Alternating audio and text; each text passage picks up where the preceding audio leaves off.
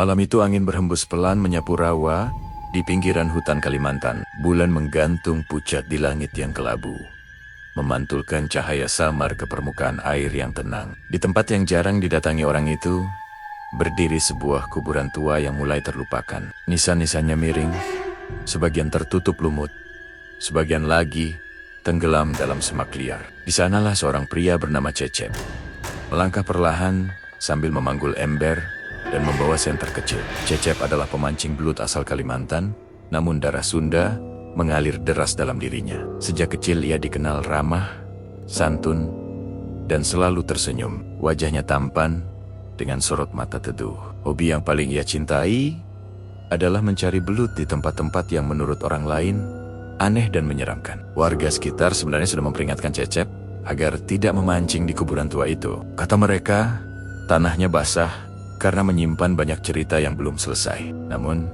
Cecep hanya tertawa kecil. Baginya, tempat lembab seperti itu justru surga bagi belut besar. Konon, di sekitar liang kubur yang tanahnya cekung dan basah, banyak belut gemuk bersembunyi. Itulah alasan Cecep datang malam itu. Ia percaya keberanian dan niat baiknya akan melindunginya. Saat jarum jam menunjukkan pukul 11 malam, Cecep mulai menusukkan tangannya ke lubang tanah yang ia yakini sebagai sarang belut. Tanahnya terasa dingin dan aneh. Bukan sekadar dingin rawa biasa, tetapi seperti ada hawa lain yang bergetar di dalamnya. Ia menarik napas dalam-dalam. Dengan sabar ia merogoh lubang itu. Tiba-tiba tangannya menyentuh sesuatu yang bukan licin seperti belut. Teksturnya lembut seperti kain basah. Cecep terkejut dan menarik tangannya cepat-cepat. Senter yang ia pegang hampir jatuh. Dari dalam lubang tanah itu terdengar suara lirih seperti bisikan perempuan menangis. Angin tiba-tiba berputar lebih kencang. Pepohonan bergesekan menimbulkan suara seperti rintihan panjang. Lalu perlahan dari dalam lubang yang sama muncul sosok perempuan bergaun putih panjang. Rambutnya terurai hitam mengilap. Wajahnya pucat namun cantik. Sangat cantik. Bahkan lebih indah dari perempuan manapun yang pernah Cecep lihat. Perempuan itu menatap Cecep dengan mata sendu. "Namaku Linda," ucapnya lembut. Cecep membeku. Jantungnya berdegup keras. Namun anehnya, ia tidak merasa takut sepenuhnya. Ada kesedihan yang terpancar dari sosok itu. Linda bercerita bahwa arwahnya terjebak di dalam lubang belut itu sejak bertahun-tahun lalu. Ia meninggal secara tragis, dan jasadnya dikubur tanpa doa yang layak. Lubang belut yang Cecep sentuh adalah tempat arwahnya terperangkap, tak bisa pergi kemana-mana. Cecep menelan ludah. Ia merasa iba. Sebagai pria berhati lembut, ia tidak tega melihat makhluk itu menderita. Linda memandangnya dengan tatapan berbeda. Untuk pertama kalinya setelah sekian lama, ada manusia yang melihatnya tanpa rasa benci atau jijik. Malam itu menjadi awal pertemuan yang tak pernah dibayangkan Cecep. Setiap malam berikutnya, ia kembali ke kuburan tua itu. Awalnya hanya ingin memastikan Linda baik-baik saja.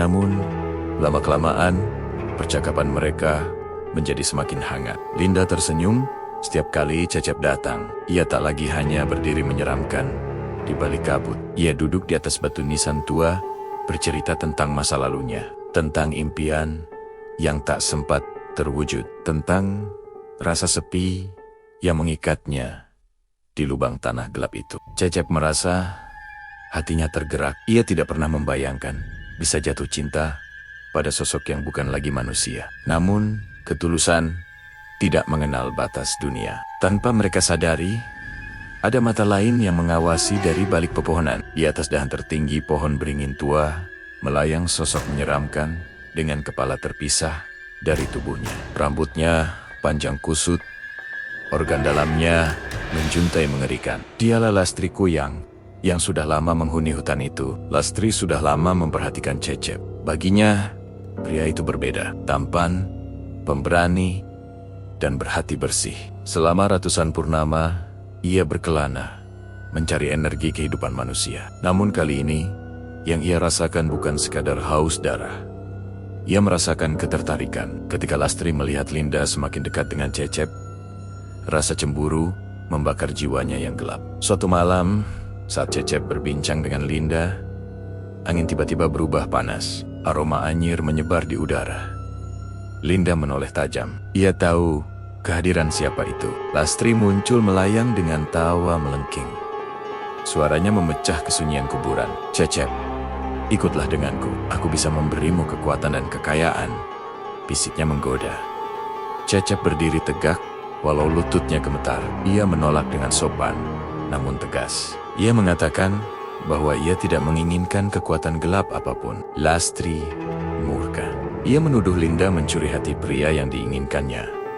Pertengkaran dua makhluk gaib itu tak terhindarkan. Kabut berputar membentuk pusaran. Tanah kuburan retak.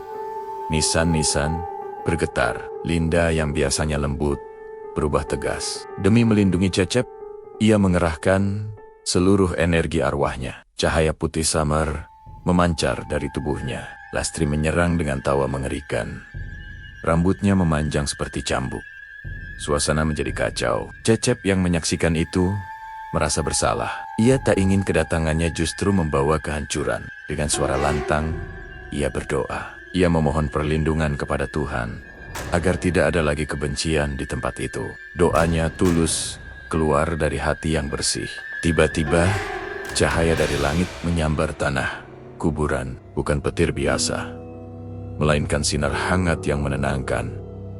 Lastri menjerit kesakitan. Energi gelapnya melemah. Ia menyadari bahwa hati yang tulus lebih kuat daripada ambisi dan kecemburuan. Dengan tatapan terakhir penuh amarah sekaligus kesedihan, ia menghilang ke dalam hutan, lenyap bersama kabut malam. Keheningan kembali menyelimuti kuburan tua. Linda menatap Cecep dengan mata berkaca-kaca. Cahaya putih di tubuhnya perlahan berubah menjadi lebih terang. Berkat doa dan ketulusan Cecep, ikatan yang menahan arwah Linda mulai terlepas. Lubang belut yang dulu menjadi penjaranya kini runtuh perlahan.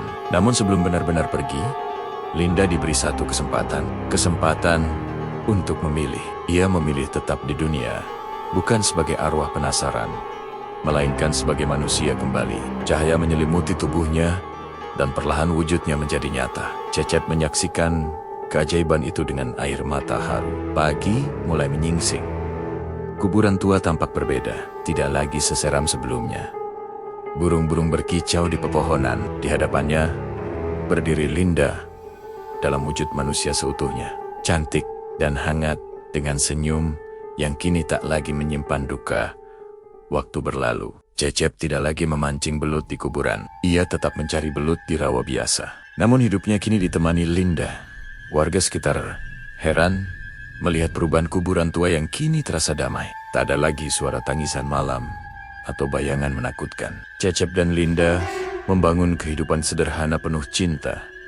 Kebaikan hati mengalahkan kegelapan. Kesetiaan mengalahkan kecemburuan. Dan Lastri, sang kuyang, tidak pernah kembali. Konon, ia memilih pergi jauh untuk merenungi kesalahannya. Kisah Cecep menjadi cerita yang beredar dari mulut ke mulut tentang seorang pemancing belut yang menemukan cinta di tempat yang tak terduga, tentang keberanian yang lahir dari ketulusan, tentang cinta yang mampu membebaskan arwah terikat. Pesan moral kebaikan hati adalah kekuatan terbesar yang dimiliki manusia. Jangan pernah meremehkan doa dan ketulusan, karena keduanya mampu mengubah takdir. Cinta sejati tidak melihat rupa, dunia, ataupun perbedaan. Hindari rasa iri dan cemburu, karena hanya akan membawa kehancuran. Menurut kalian, apakah Cecep seharusnya tetap datang ke kuburan itu sejak awal? Jika kalian berada di posisi Cecep, apakah kalian akan menolong Linda atau memilih pergi? Apakah cinta benar-benar bisa mengalahkan kekuatan gelap? Tulis jawaban kalian di kolom komentar ya. Dan jangan lupa dukung terus dengan cara subscribe ke channel kreator Jampang supaya tidak ketinggalan cerita horor menarik lainnya setiap harinya.